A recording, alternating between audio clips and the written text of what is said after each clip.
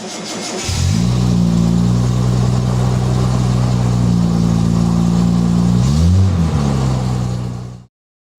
I'm Robert from The Driven Man, and this is our 5-speed kit for the XK series cars. So it covers your 120, 140, 150, and then you can also use this in the Mark 7, 8, 9, and even in the pre-war cars up through the Mark 4 and post-war, of course, Mark 5. I'm going to concentrate on the 120, 140, 150 because that's the most common models that this transmission is going into. So a couple of questions. What's the big advantage? The old Moss box that's in your car is not really geared for the XK engine. It was designed for the pre-war overhead valve engine. So you had a lower horsepower, slower revving engine, so your transmission is geared for that older style engine. This transmission is geared for the XK engine.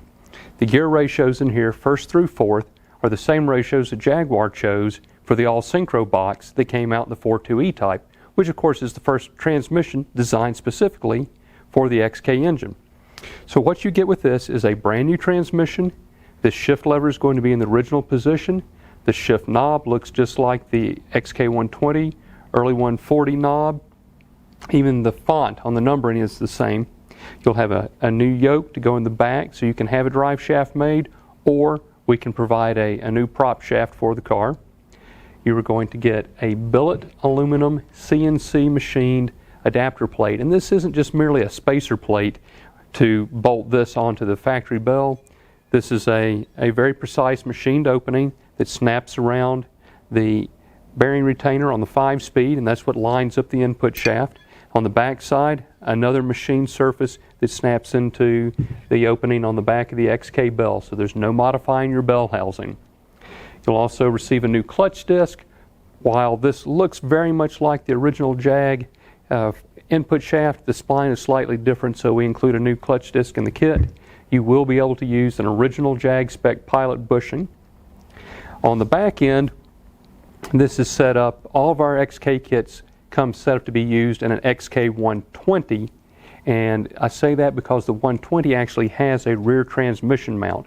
So you'll receive a mount in with this kit that you can bolt up onto the XK120. With the 140s and 150s, the engine and transmission are actually moved forward in the car, so there is no rear mount. If you look at those cars, you'll see that there's a mount on the engine and a mount right by the bell housing, and the 4-speed transmission, even if it has an overdrive unit, is just hanging out in space. But we machine all of these so that you can use it in any of the cars, including the specific work that you have to put it in a 120. So what allows it to fit in the car? Since we're reusing the original bell, original pressure plate, the original fork, original throwout bearing, everything from here forward is the original equipment other than the new disc which you get in your kit. Then when you have your prop shaft installed, that has everything connected, and with the 140, 150, there's nothing to do back here. With the XK120, you will need to make some very minor modifications to the car. Where the transmission mount is on this transmission is very close to the original mounting position on an XK120 gearbox. And yes, there were different variations of it. But what we're going to run into, the shape of the transmission is different. So this transmission will just be up against the front of the main cross member in the car. Now, if you're really diligent, and we've actually done this in our own XK120, you can loosen your motor mounts, reposition everything just right, and the lip, if you're looking at the cross member on its side, there's a little lip that sticks out. You can grind that lip back and just get this bolted in front of the cross member. If you don't want to go to that trouble, you can cut a little notch in the front of the cross member. Think of something about the size of a bar of soap. Just a little notch in the front of the cross member, box that in. This sits right down in there. You use your original mount and our mounting bracket, and then the mount that comes in the kit. Shift lever is going to be in the original shifter position. Now, whether it be a 120, 140, or 150, the lever is in the right position because as they modified the cars, they modified the tunnels. So all of the 4 speeds, those levers in the same position, so our 5-speed is in that position. But the shape of this shifter housing is different than the Jag. The Jag, there was almost nothing back there. This was more or less hanging off the back of the transmission.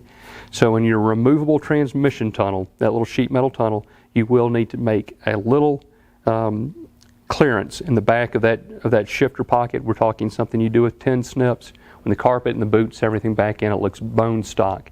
But that's all that's involved in all the modifications that it takes to put this in your car. So what you're going to have when you're done is a transmission that will change gears as quickly as you can pull the lever. Much better gear ratios. Your first gear actually has some legs on it. You can burn the tires off of it, but you can also stay in gear much longer than with the old Moss box. So instead of in gear, clutch out, crunch it in the second, it's in gear, shift, nice smooth fast shift. Fourth gear, exactly what you have right now. So whatever you're doing in fourth gear with your current transmission, same speed, same RPM with this transmission because fourth gear has the same ratio. But then the magic comes in when you shift into fifth. Typically what you want to go with is our 27% drop in overdrive. Drop in RPMs from fourth gear to fifth gear being the overdrive. Shift it into fifth, RPMs drop 27%, engine temperature goes down, mechanical noise goes down, exhaust note goes down, oil temperature goes down. It saves the engine and makes the car very pleasurable to drive at 70 plus miles an hour. Now if you have a car with a 411-like rear end, which is what many of the overdrive equipped cars had, you can even go with our 37% overdrive, and that will knock whatever RPMs you're doing in fourth gear, it'll knock them down by 37%. So even if you have that really low rear end, you can still drive 70, 80 miles an hour and be well under 3,000 RPM. So in a nutshell, it fits the car, the lever's in place. It is a fantastic upgrade to the car. It keeps everything that's good about the XK cars and overcomes some of the weaknesses. You get all the hardware to put it in. You get the speedometer cable, which on one end fits your original XK speedometer. The other end fits the new 5-speed gearbox, and you have a changeable gear that clips onto the end of the speedometer cable. So if you ever change your tire size or your differential ratio, recalibrating your speedometer is a 15-minute job. All the nuts and bolts to bolt all of these pieces that are included in the kit into the car, and the wiring for the backup lamp.